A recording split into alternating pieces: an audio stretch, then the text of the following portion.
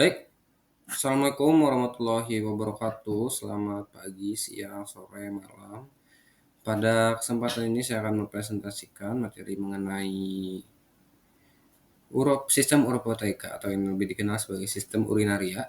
Sistem ini sangat penting karena berfungsi membentuk urin, mengatur keseimbangan cairan, elektrolit, pH, serta membuang limbah dari tubuh.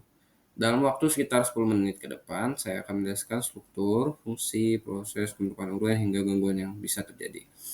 Tapi sebelum itu, izinkan saya memperkenalkan diri. Nama saya Muhammad Okta Fajar Ramadan dengan NIM 251111112100. Baik, pengertian sistem uropoietika.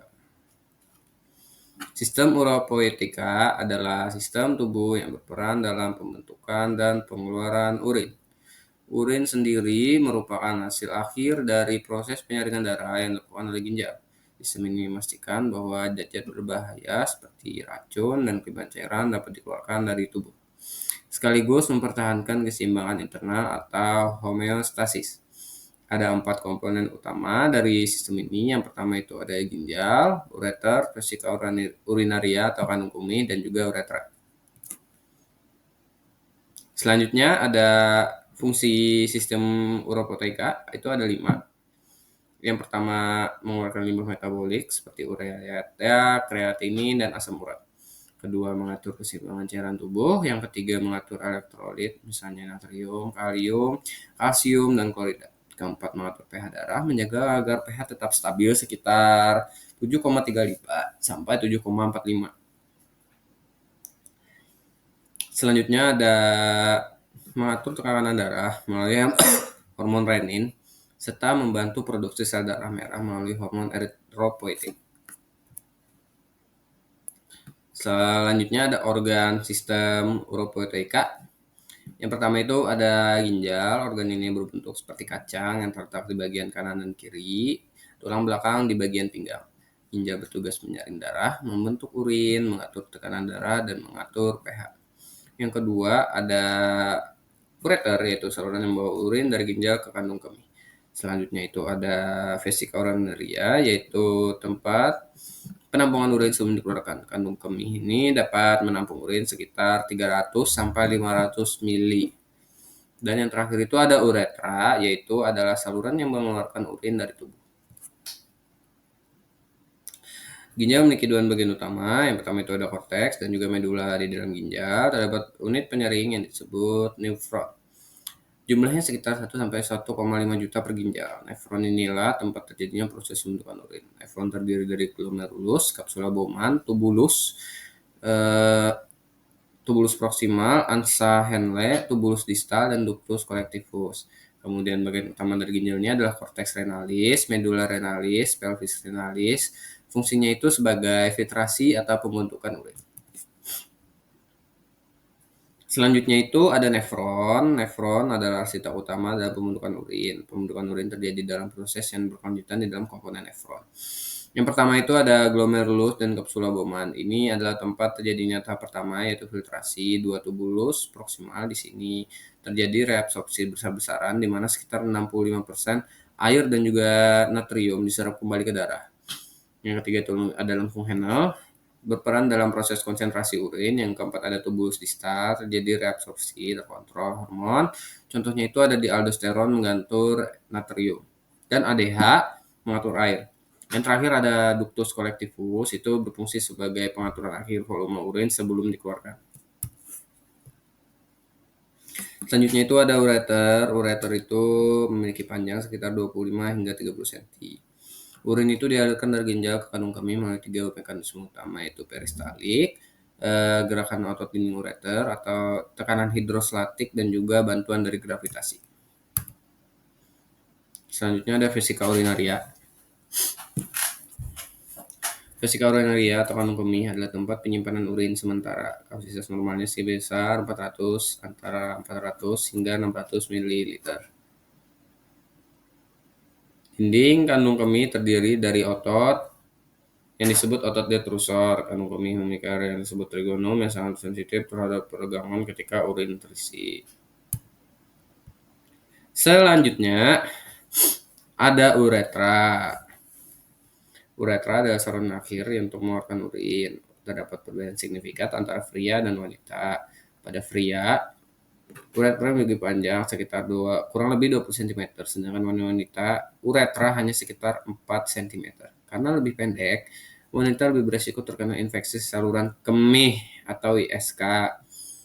Selanjutnya, uretra juga dilengkapi dengan dua stringer, yaitu stringer internal yang bersifat otonom atau tidak disadari, dan stringer eksternal yang bersifat voluntar atau dapat dikontrol.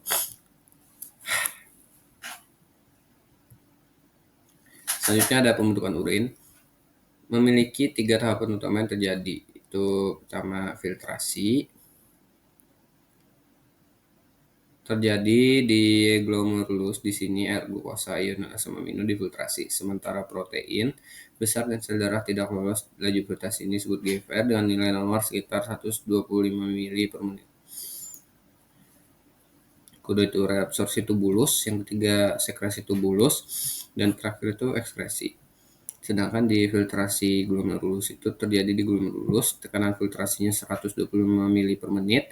Zat yang difiltrasi itu air, glukosa, ion, dan asam amino. Yang tidak lolos itu adalah protein besar dan juga sel darah. Reabsorpsi tubulus itu penyerapan kembali zat-zat yang masih dibutuhkan tubuh. Ini diatur oleh hormon seperti aldosteron untuk Na plus atau natrium, ADH untuk air, dan PTH untuk Ca2+. Yang ketiga ada sekresi tubulus, penambahan zat-zat yang perlu dikeluarkan ke lumen tubulus seperti ion hidrogen, penting untuk menjaga pH, amonium, dan juga kalium, dan juga obat-obatan. Entemikturusi atau proses buang air kecil terjadi ketika kandung kemih penuh meregangkan reseptor. Ini memicu refleks medula spinalis menyebabkan otot detrusor kontraksi dan stringer relaksasi sehingga urin keluar. Histologi ginjal menunjukkan korteks berisi corpusculum renalis, sedangkan medula berisi tubulus, lempung renal, dan ductus collectivus. Oke, selanjutnya kita beranjak ke ureter. Secara histologi, ureter adalah saluran muskular yang berfungsi mendorong urin. Dinding ureter terdiri dari 3, yaitu mukosa, otot longitudinal, dan otot sirkular. Kemudian, kandung kemih adalah tempat penyimpanan urin sementara. Struktur histologinya dirancang khusus untuk fungsi ini. Yang pertama itu ada epitel transitoneal, lapisan mukosa ini dilapisi oleh epitel transitoneal yang juga disebut urotelium. Epitel ini unik karena memiliki kemampuan untuk mengembang dan mengurus seiring volume urin yang bertambah atau berkurang. Selanjutnya ada otot detrusor, dinding kandung kemih terdiri dari otot polos, sebagian disebut otot detrusor. Otot ini tersusun dalam 3 lapisan.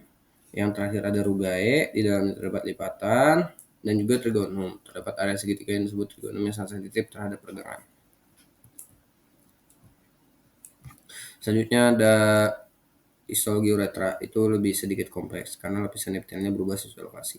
Dari kandung kemih, epitelnya masih berupa transisional, kemudian berubah menjadi pseudokolumnar, dan akhirnya menjadi epitel squamous atau pipi yang di bagian ujung luar. Uretra juga memiliki kelenjar kecil. Peruretra yang paling penting, uretra dilengkapi oleh 2 jenis otot stringer.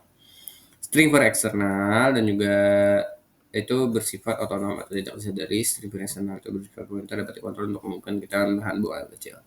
Hormon yang diproduksi ginjal itu ada renin, yaitu untuk mengatur pengalihan darah melalui sistem RAAS, eritropoietin, EPO merangsang pembentukan sel darah merah, dan juga kalitrosil mengatur penyerapan kalsium. Baik, untuk sistem RAAS atau renin itu adalah tekanan darah turun yang menjadikan renin dilepaskan. Renin terbentuk psikoni, aldosteron dilepaskan meningkatkan reabsorpsi Na+ dan air. Dan juga menyebabkan tekanan darah naik. Gangguan sistem aeropatika itu ada infeksi saluran kemih, batu ginjal, gagal ginjal akut atau kronis, sistem metabolic, glomerulonephritis, dan juga inkontinensia urin. Baik, untuk faktor risikonya itu yang dapat mengganggu sistem ini seperti kurang minum, diabetes, hipertensi, dan juga konsumsi obat nephrotoxic. Untuk kesimpulannya, jadi sebagai kesimpulan, sistem Europeteika ini memiliki peran vital dalam menjaga keseimbangan tubuh. Sistem ini bukan hanya membuang urin, tetapi juga mengatur pH elektrolit, tekanan darah, dan juga hingga produksi sel darah merah. Tanpa sistem ini, tubuh kita tidak dapat menjaga lingkungan internal yang stabil. Baik, sekian dari saya. Selebihnya mohon maaf jika ada kesalahan kata. Terima kasih banyak atas perhatiannya. Wassalamualaikum warahmatullahi wabarakatuh.